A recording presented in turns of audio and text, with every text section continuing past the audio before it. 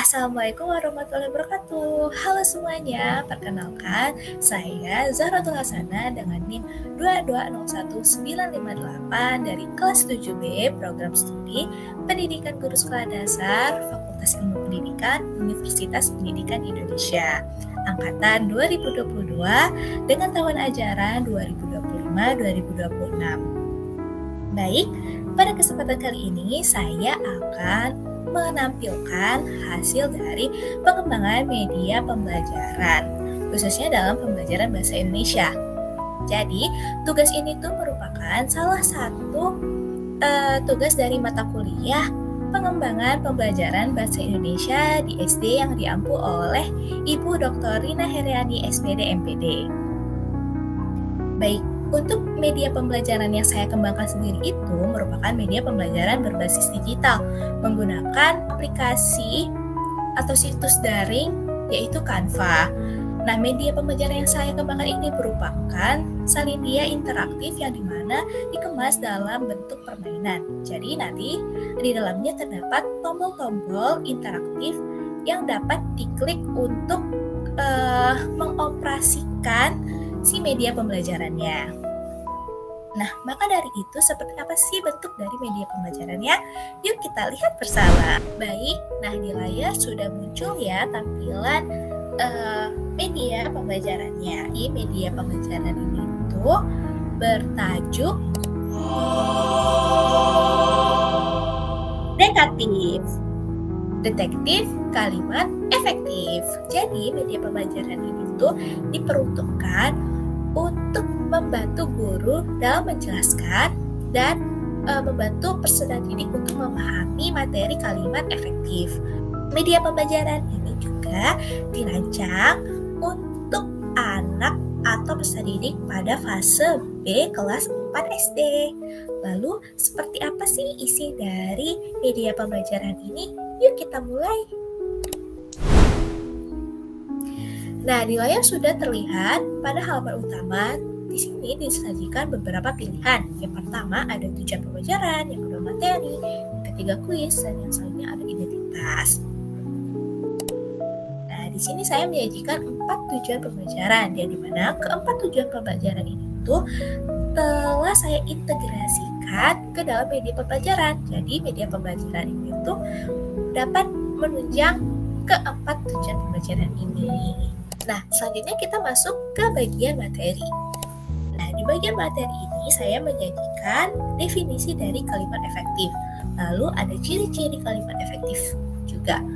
Dan di bagian selanjutnya, di sini terdapat contoh dari kalimat efektif dan juga kalimat tidak efektif. Nah, di sini guru dapat mengajak peserta didik untuk berpartisipasi aktif dalam pembelajaran, yang dimana guru dapat mengajak peserta didik untuk menguraikan gitu ya dan menganalisis mengapa kalimat yang ini termasuk kalimat tidak efektif, sedangkan sebelahnya ini termasuk kalimat efektif. Di sini saya menyajikan alasan mengapa kalimat ini termasuk kalimat tidak efektif, lalu yang sebelahnya juga terdapat alasan gitu ya mengapa kalimat yang ini termasuk kalimat efektif. Nah, agar peserta didik paham gitu ya dengan materi yang sudah dijelaskan, maka peserta didik akan diarahkan untuk mengklik tombol kuis. Nah, dengan mengklik tombol kuis ini akan disajikan latihan soal yang harus dikerjakan oleh peserta didik. Nah, pada fitur kuis, peserta didik harus melewati beberapa tantangan. Pada level pertama, di sini saya menjadikan 3 soal yang berkaitan dengan materi. Jadi, peserta didik harus mengingat kembali tentang definisi dan juga ciri-ciri dari kalimat efektif. Nah, pada level kedua, peserta didik akan diajak untuk menganalisis atau menguraikan kesalahan penulisan yang ada pada soal. Di level 3 ini akan disediakan beberapa topik atau tema. Jadi nanti dari topik atau tema yang disajikan pada level 3 ini tuh peserta didik akan diarahkan untuk menulis sebuah cerita sesuai dengan tema yang dipilihnya. Lalu seperti apa sih isi dari soal di setiap tingkatannya? Nah, yuk kita lihat di level pertama terlebih dahulu. Nah, di level pertama di sini saya menyajikan soal tentang definisi dari kalimat efektif yang benar itu ditunjukkan oleh nomor berapa. Misalkan kita pilih definisi kalimat efektif nomor 3. Wah, ternyata jawaban yang kita pilih itu ternyata salah. Tapi jangan khawatir, peserta didik dapat melihat kembali soal sebelumnya gitu ya dengan cara mengklik tombol bagian ini. Nah, apabila tampilan medianya itu sudah merujuk pada soal, maka peserta didik dapat melihat atau membaca kembali gitu ya si pilihan dan juga soalnya, kira-kira mana jawaban yang tepat. Nah, jadi definisi dari kalimat efektif yang benar itu ditunjukkan oleh tentu saja nomor 4 ya, karena kalimat itu harus disusun sesuai dengan kaidah kebahasaan yang berlaku. Jadi susunan kata, ejaan, penggunaan tanda baca ataupun strukturnya itu harus sesuai dengan kaidah bahasa Indonesia. Nah, apabila jawaban kalian benar, maka di sini ada sedikit apresiasi ya. Hore, ternyata jawabanmu benar. Nah, untuk melihat soal selanjutnya, maka peserta didik dapat mengklik tombol panah yang ada di bawah ini ya. Nah, di soal selanjutnya ini berkaitan dengan ciri-ciri kalimat efektif dan juga kalimat tidak efektif.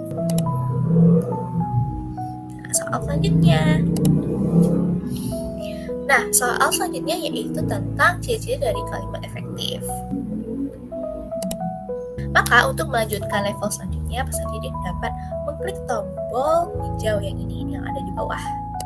Apabila telah menyelesaikan seluruh soal yang ada pada level tersebut, maka nanti muncul tanda berwarna biru di samping seperti ini. Setelah itu baru kita masuk ke level selanjutnya. Ayah membeli obat ke apotik. Kata baku apotik adalah saja jawabannya apotek.